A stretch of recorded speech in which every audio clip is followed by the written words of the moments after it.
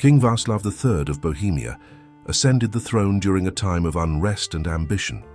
His father, a strict reformer, had spent years consolidating the scattered lands of the realm, and Václav inherited both the glory and the discontent that came with it. Born into wealth and expectation, he learned early that the preservation of power demanded not only strength, but also a visible display of it. His court in Prague became a center of order and precision. Chroniclers recorded that his first years were marked by legal reforms and structural rebuilding. He re-established trade routes that had decayed under his predecessors and secured alliances through carefully arranged marriages among the nobility. Every decision reflected his belief that the king's authority must be both feared and obeyed. Václav ruled with an administrative discipline rare in his era. He standardized tax systems, regulated weights and measures, and commanded surveys of agricultural productivity across the kingdom. His scribes compiled the first extensive census of Bohemia, intended to measure not just population, but potential labor. These records later became tools of control rather than reform. He viewed rebellion as a disease that spread through negligence. To him, a single act of defiance required public correction. His philosophy of governance was rooted in deterrence. Punishment was to be made visible, not only as justice, but as a lasting reminder of authority. This belief would later shape his approach to dealing with dissent. The king surrounded himself with advisors drawn from the military class rather than the clergy. He considered religious counsel to be unreliable in matters of governance. His primary counselor, Lord Marek of Kutná Hora, was a veteran commander who emphasized discipline above mercy. Together, they reorganized the royal guards and expanded the system of city watchtowers throughout the Bohemian territories. Václav's early years saw little external conflict, but his focus on domestic control grew increasingly rigid. The city towers, initially built for defense and signaling, began to serve administrative and punitive functions. Their elevation provided both surveillance and symbolism. Citizens learned that nothing within the capital escaped the gaze of the crown. Economically, Bohemia thrived under his direction. The silver mines of Kutná Hora produced unprecedented wealth, and the royal treasury grew to rival those of neighboring kingdoms. Yet prosperity deepened class divisions. Peasants remained burdened by high levies, while merchants benefited from royal charters that secured trade monopolies.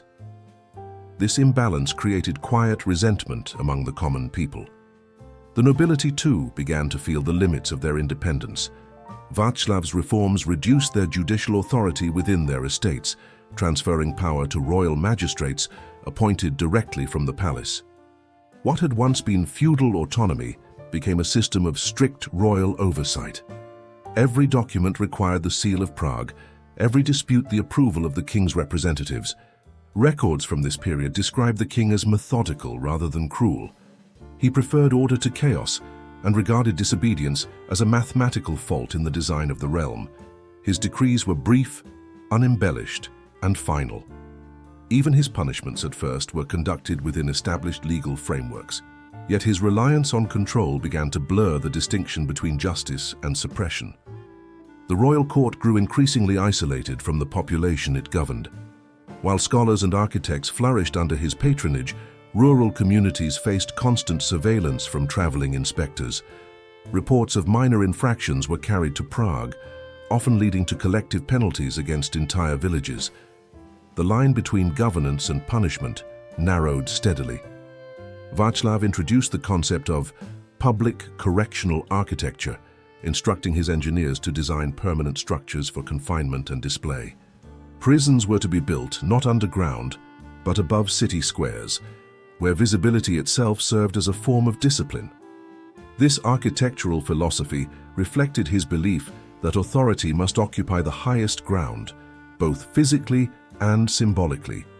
Foreign envoys noted the precision of his administration, but remarked upon the silence of his people.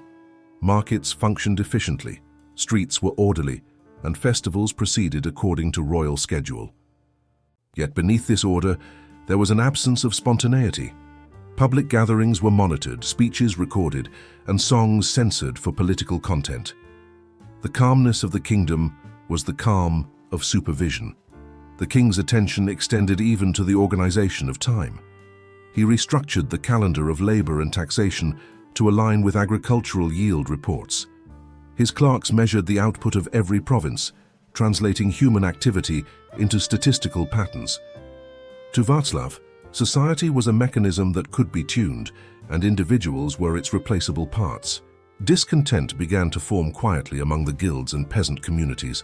Tax collectors reported increasing instances of non-payment and evasion in rural districts. Petitions to the crown for relief were met with procedural dismissal. The bureaucracy he created became so rigid that it could no longer adapt to the grievances it produced. What had begun as reform hardened into control. The first murmurs of rebellion appeared not in the cities, but in the mining towns. Workers, exploited for their silver output, protested against the royal levies that consumed their earnings. When their representatives were arrested, the unrest spread to nearby regions. These early disturbances were swiftly suppressed, but they marked the beginning of a growing division between ruler and ruled.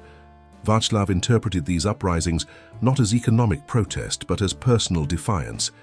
His advisors urged leniency to avoid escalation, but he believed mercy weakened order.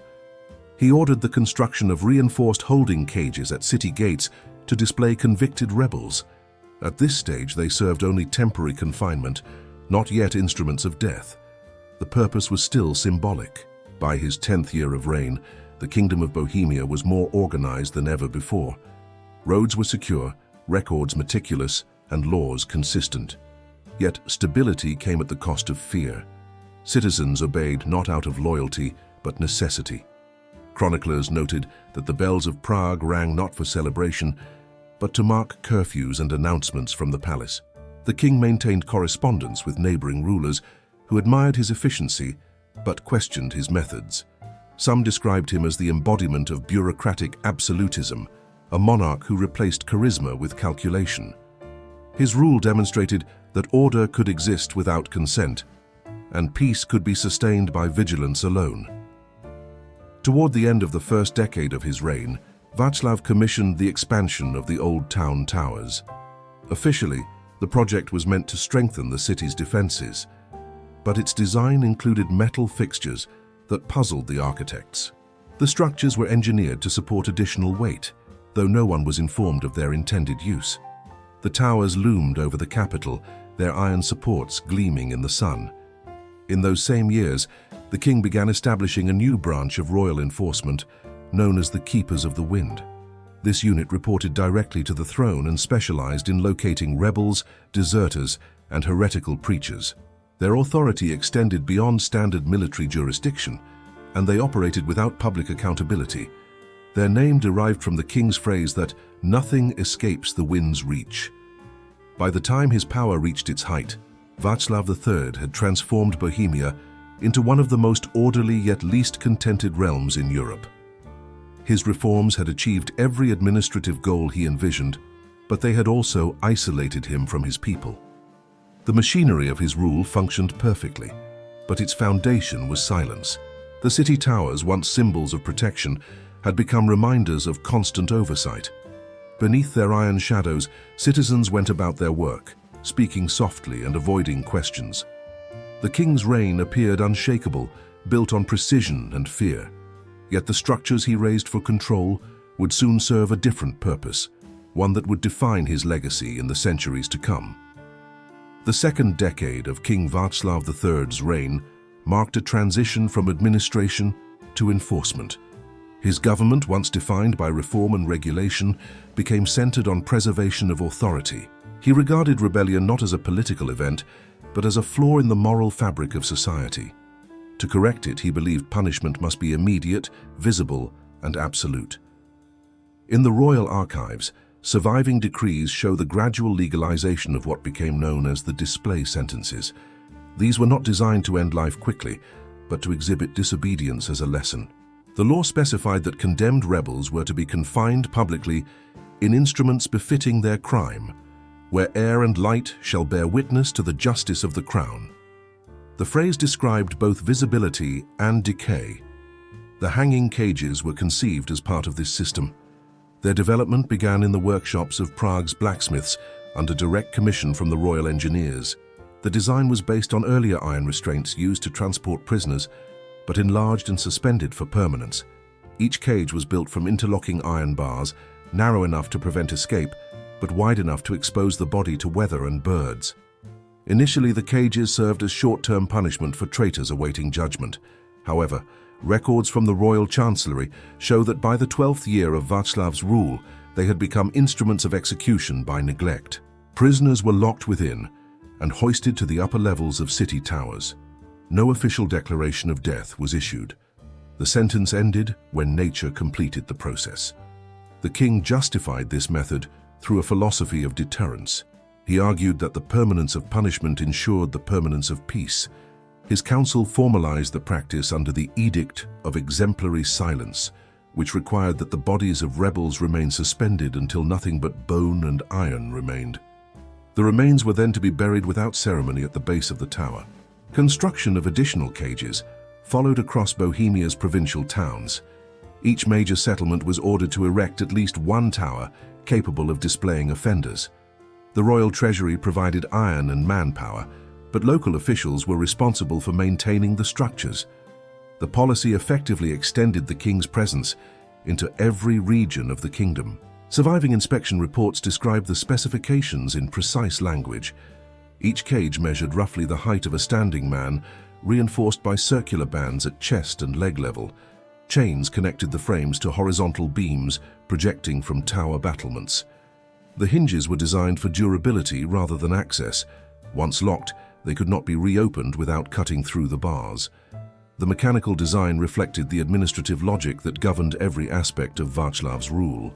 The first recorded use of the hanging cages occurred in Kutná Hora, the same mining town where the earliest protests had emerged. 6 leaders of the labor revolt were sentenced under the Edict of Exemplary Silence. Witness accounts note that the execution was carried out publicly, with no speeches or displays of violence. The condemned were hoisted at dawn and left to the elements. The orderliness of the procedure reflected the king's preference for formality over spectacle. Following this event, resistance in the mining regions ceased entirely. To Václav, this confirmed the effectiveness of his new system. The cages became a standard element of royal punishment, used for political dissidents, deserters, and those accused of spreading anti-royal sentiment. Their use required no trial beyond administrative approval, a change that removed judicial oversight from the process of execution. Chroniclers of the time remarked that the towers of Prague soon bore iron silhouettes visible from miles away. Travelers approaching the capital described the figures as part of the city's skyline, suspended between heaven and stone. Over time, these images lost their shock and became part of the visual order. Citizens adjusted to their presence as one might adjust to the tolling of a bell. Maintenance records from the Royal Foundry indicate that by the 15th year of Václav's reign, over 40 cages had been constructed across the kingdom. They were inspected quarterly by Royal Engineers to ensure their structural integrity. Corrosion, not moral concern, was the primary issue discussed in official correspondence. The administration treated the cages as infrastructure, no different from roads or fortifications. The Keepers of the Wind, the Royal Enforcement Unit, oversaw the capture and transport of those selected for confinement. They operated under sealed warrants and were not accountable to local magistrates. Their methods were systematic. Suspects were identified through reports, detained without public trial, and transferred to towers designated by the Crown. Their efficiency was praised within the court, but feared throughout the provinces. Over the years, the practice evolved into a symbol of submission. City officials competed to demonstrate loyalty by maintaining their towers in pristine condition. During royal inspections, freshly cleaned iron cages were displayed as proof of order. The presence of empty cages was considered a sign of vigilance, not leniency. Their emptiness suggested that rebellion had been extinguished before it began. The clergy attempted to intervene, arguing that the practice denied the condemned the sacraments of death. Václav rejected their petitions, stating that rebellion was a civil transgression, not a spiritual one. He viewed mercy as interference in the function of law. Church authorities were ordered to remain silent on matters of royal punishment. The relationship between crown and altar deteriorated, but the system endured. For the citizens, The cages became part of the landscape of obedience. Parents used them to instruct children in loyalty. Merchants used them as landmarks when directing travelers. Chroniclers observed that the sight of decaying forms no longer evoked fear, but acceptance. The transformation of horror into normality demonstrated the effectiveness of Václav's governance. The Royal Archive preserved detailed documentation of each sentence. Lists recorded names, offences, and the date of suspension. No end dates were listed. The purpose was not to record death, but to maintain evidence of justice. When foreign emissaries inquired about the practice, the court described it as a permanent act of state memory. The phrase became standard in diplomatic correspondence. Within the palace, debate over the system diminished. Those who questioned it were quietly dismissed or reassigned. The court scholars redirected their attention to architecture, metallurgy, and urban planning, contributing indirectly to the perfection of the cages. What began as punishment had evolved into administrative culture. Years of this policy shaped Bohemia into a realm of precision without compassion. Crime rates declined sharply, though historians attribute this to fear rather than reform. Peasant communities learned to report suspicious behavior to local guards rather than risk association with dissent. Communication between provinces grew cautious, and open discourse disappeared from public life. Yet, despite the silence that prevailed, small pockets of opposition persisted. In rural monasteries, scribes began recording the disappearances of villagers and artisans accused of minor offenses. These documents, hidden for centuries, later revealed the extent of the system's reach. They describe individuals taken for questioning and never seen again, their absence explained only by the faint sound of chains swaying above city gates. The king continued to refine the practice until it achieved complete administrative efficiency. Each hanging required an entry. Each entry required confirmation, and each confirmation required a seal. His bureaucracy extended even to the moment of death. To him, governance was not a moral act but a procedural one. The cages symbolized that principle in its purest form. By the 18th year of Václav's rule, the towers of Bohemia had become both monuments and warnings. Visitors described them as structures where authority met the sky. The wind that passed through their iron frames carried the faint rattle of chains, a sound that became the auditory emblem of his reign. It was not a cry of pain, but the rhythm of order itself. As time passed, the very efficiency of the system began to detach the king from the people he governed. He no longer received petitions or complaints, only reports. The realm was silent, not because it was peaceful, but because it had nothing left to say. The hanging cages stood as proof that control, once absolute, could erase the voice of a nation without drawing a sword. In the final years of King Václav III's reign, the order he built began to consume itself. The same bureaucracy that once ensured control became incapable of responding to crisis. Famine followed a series of poor harvests, and supply routes, bound by rigid procedures, failed to adapt. Food shortages spread through the countryside while the capital continued its ritual of reports and inspections. The population grew restless. Petitioners no longer approached the palace, knowing that complaints led to surveillance. Villagers abandoned their homes and fled to the forests, leaving fields untended. When tax collectors found no one to record, they marked entire districts as disloyal. The keepers of the wind, unable to distinguish hunger from rebellion, carried out arrests on a scale the prisons could no longer contain. The hanging cages filled beyond their intended purpose. Towers, once designed for a few symbolic examples, became overcrowded with iron forms. Maintenance records from this period describe shortages of materials and manpower. Some cages rusted in place, their locks fused by years of exposure. Still, the practice continued, sustained by habit rather than necessity. Within the court, dissent emerged among the king's own advisors. Lord Marek, the commander who had guided Václav's early reforms, urged moderation. He argued that order could not survive without the cooperation of those it governed. The king dismissed him, claiming that weakness invited chaos. Marek resigned his post and disappeared from the capital soon after, his name erased from official registers. As unrest spread, the city of Prague began to change. Markets emptied, workshops closed, and the once busy streets grew quiet. The towers, once symbols of discipline, now cast long shadows over a hollow city. Chroniclers wrote that the sound of chains had become the only movement in the wind, echoing through the empty squares like the breath of the dead. When Václav III died, no rebellion had overthrown him. His system simply outlasted its purpose. The hanging cages remained for decades, their contents reduced to bone and memory. Travelers recorded them as relics of a time when order sought to defeat decay, yet became indistinguishable from it. In the end, Bohemia learned that silence, when made permanent, is not peace, but the echo of rule forgotten in the wind.